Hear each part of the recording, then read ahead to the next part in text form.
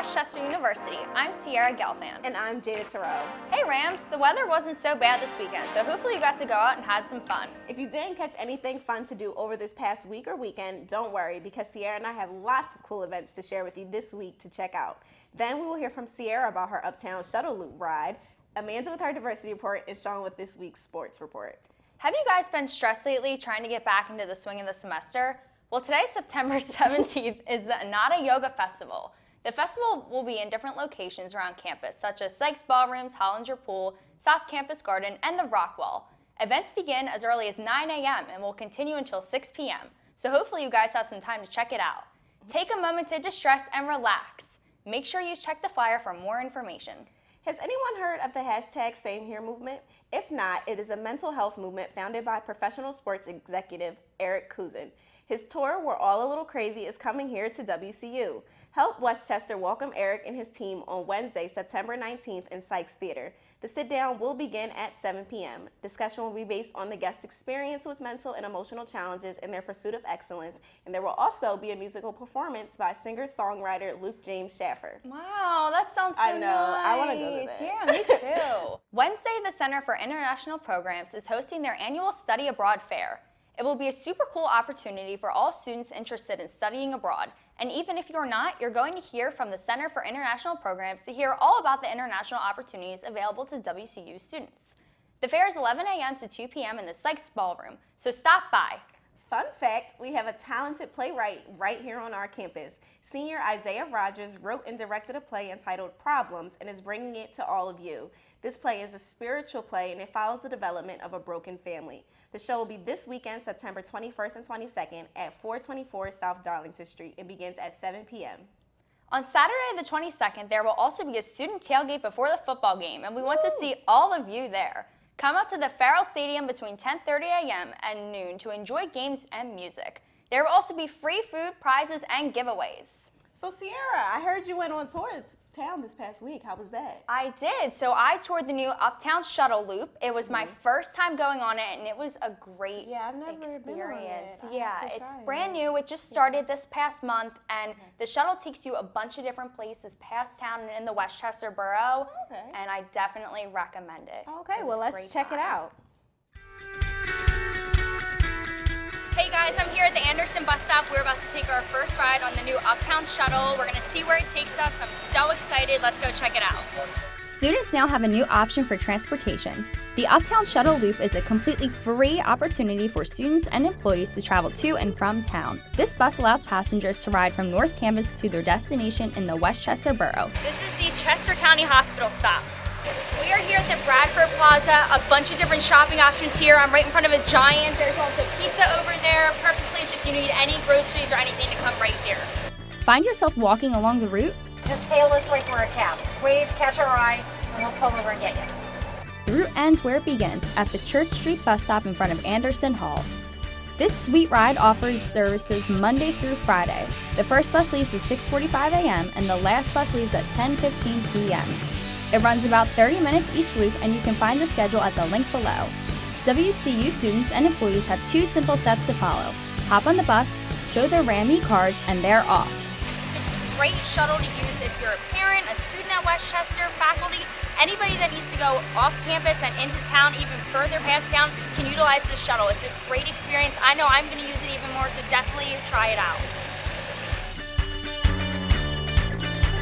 Hey Westchester, I'm sitting here in front of 1315 University Avenue, what used to be the Office of Social Equity, but what is now the Office of Diversity and Inclusion, with our first Chief Diversity and Inclusion Officer, Dr. Tracey Ray. So welcome to Westchester. Thank you so much. I'm glad to be here, and thank you for having me on your show. No problem. So what does diversity mean to you? What is diversity and inclusion? What is that?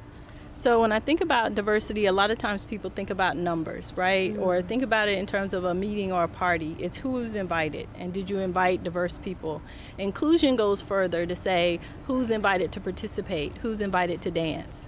And so it's making sure that not only are we bringing diverse students to campus, but they're invited and welcomed, and we're excited about their participation on our campus. So why was this role created? You're the first person, and we've never had a chief diversity and inclusion officer. So why was that role created? Well, I think it's a trend around the nation right now that many universities are finding it very helpful to have a chief diversity and inclusion officer. It's a person that can serve at the cabinet level, so at the highest level of the university, to really provide insight around policy, around campus climate. What are some of the changes that you hope to make at our university?